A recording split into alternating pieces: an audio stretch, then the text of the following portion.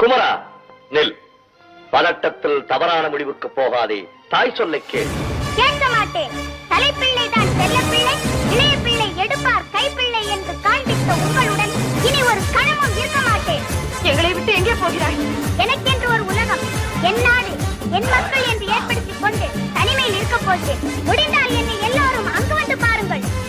முருகா, முருகா, தமிழ் வேலை, இது எமது விளையாட்டுகளை நோக்கி விளையாக கொள்ளாதே.